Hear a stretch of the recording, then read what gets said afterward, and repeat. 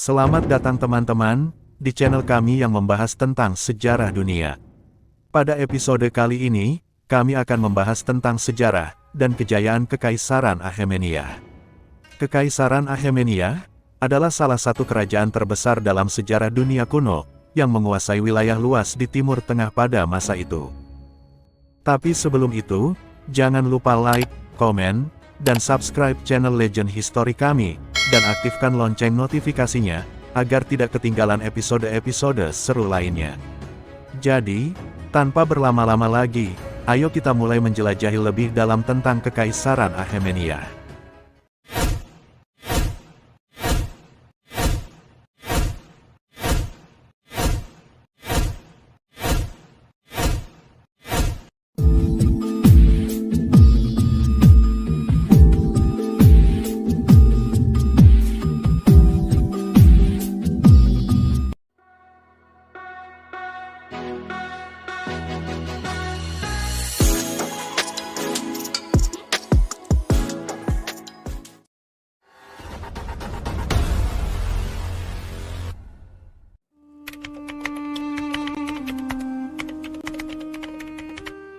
Kekaisaran Achaemenida, atau bahasa Persia kunonya, Parsa, adalah sebutan bagi Kekaisaran Iran pada masa kekuasaan dinasti Achaemenida sejak tahun 550 sampai 330 sebelum Masehi.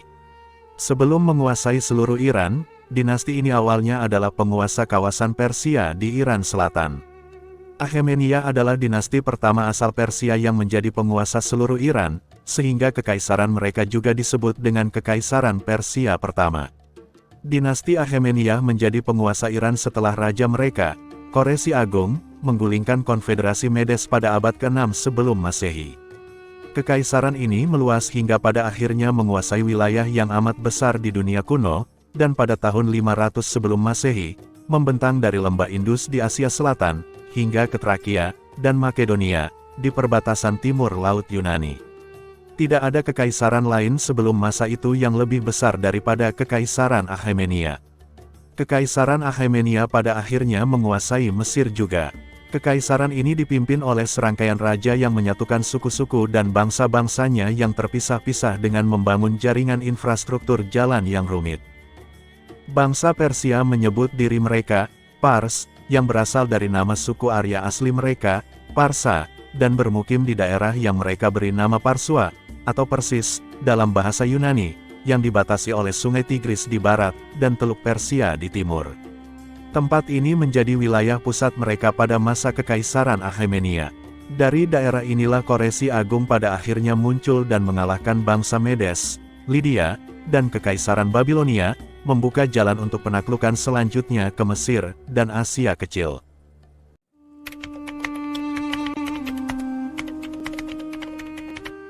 Pada puncak kejayaannya setelah penaklukan Mesir, kekaisaran ini menempati wilayah seluas, kira-kira 8 juta kilometer persegi, meliputi 3 benua, Asia, Afrika, dan Eropa. Pada wilayah terluasnya, kekaisaran ini juga meliputi wilayah yang kini menjadi Iran, Turki, sebagian Asia Tengah, Pakistan, Trakia, dan Makedonia, sebagian besar daerah pesisir Laut Hitam, Afghanistan, Irak, Arab Saudi Utara, Yordania, Israel, Lebanon, Suriah, serta semua pusat pemukiman di Mesir kuno hingga ke barat sejauh Libya. Dalam sejarah barat, Kekaisaran Achaemenida disebutkan sebagai musuh negara-negara kota Yunani selama Perang Yunani-Persia. Kekaisaran ini juga terkenal karena emansipasi terhadap perbudakan termasuk pembebasan bangsa Yahudi dari pembuangan ke Babilonia dan karena membangun infrastruktur seperti sistem pos, sistem jalan, dan penggunaan bahasa resmi di seluruh wilayah kekuasaannya.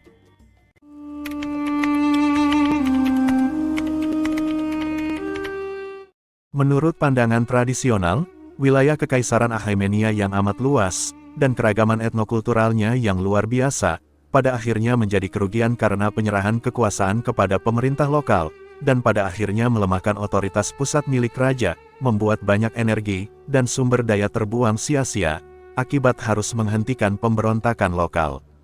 Ini menjelaskan mengapa ketika Alexander Agung, atau Alexander ketiga dari Makedonia, menginvasi Persia pada tahun 334 sebelum Masehi, dia menghadapi suatu kekaisaran terpecah belah dengan pemimpin yang lemah dan mudah untuk dihancurkan. Sudut pandang ini ditentang oleh beberapa sejarawan modern yang berpendapat bahwa Kekaisaran Achaemenida tidak menderita krisis semacam itu pada masa Alexander, dan bahwa hanya kericuhan pergantian kekuasaan internal yang terjadi di dalam keluarga Achaemenid yang pernah hampir melemahkan kekaisaran. Alexander, yang merupakan pengagum koreksi agung, pada akhirnya menyebabkan keruntuhan dan perpecahan kekaisaran sekitar tahun 330 sebelum Masehi, membuatnya terbagi menjadi kerajaan Ptolemaic dan kekaisaran Selekia, selain juga wilayah-wilayah kecil lainnya yang memerdekakan diri pada masa itu. Akan tetapi, kebudayaan Iran di dataran tinggi tengah tetap berkembang, dan pada akhirnya kembali berkuasa pada abad kedua sebelum Masehi.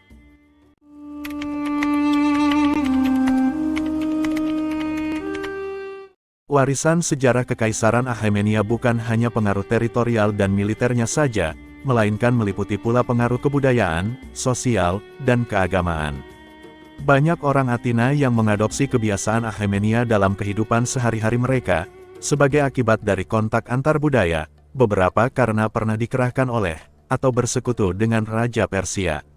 Pengaruh dekret pemulihan Koreksi Agung disebutkan dalam naskah Yudeo-Kristen. Selain itu kekaisaran ini juga amat berperan dalam penyebaran Zoroastrianisme hingga ke timur sejauh Tiongkok. Bahkan Alexander Agung, yang menaklukkan kekaisaran luas ini, menghormati adat istiadatnya, dan memerintahkan orang Yunani untuk ikut menghormati raja-raja Persia, termasuk Koreksi Agung. Alexander bahkan melakukan proskainesis, suatu adat kerajaan Persia, meskipun banyak diprotes oleh para tentara Makedonianya. Kekaisaran Achaemenida memberikan pengaruh terhadap politik, warisan, dan sejarah Persia modern, atau yang kini sebagai Iran. Pengaruhnya meliputi pula wilayah Persia sebelumnya, yang secara keseluruhan disebut Persia Besar. Prestasi teknik yang penting di Kekaisaran Achaemenida adalah sistem pengelolaan air kanat, yang berusia lebih dari 3.000 tahun dan memiliki panjang lebih dari 44 mil, atau 71 km.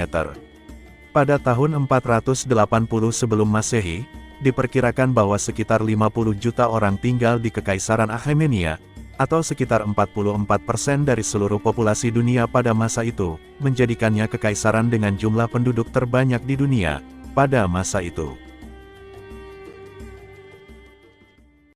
Itulah sekilas tentang sejarah Kekaisaran Achaemenida, kekaisaran besar dalam sejarah dunia kuno yang memiliki peran penting dalam perkembangan peradaban di Timur Tengah. Meskipun telah berakhir, warisan budaya dan kebijakan pemerintahan Kekaisaran Achaemenida tetap berpengaruh hingga masa kini. Terima kasih telah menonton dan menemani kami dalam episode kali ini. Kami harap informasi ini bisa memberikan wawasan lebih dalam tentang Kekaisaran Achaemenida.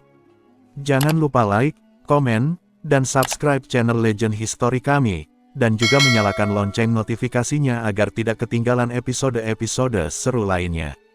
Terima kasih, dan sampai jumpa pada episode berikutnya. Salam, Legend History.